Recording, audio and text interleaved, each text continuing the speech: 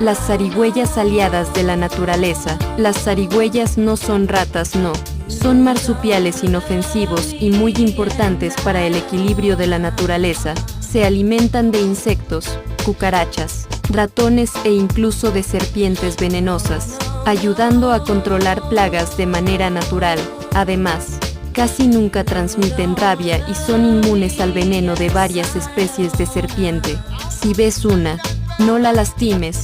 Es un animal silvestre, protegido y un verdadero guardián del ecosistema.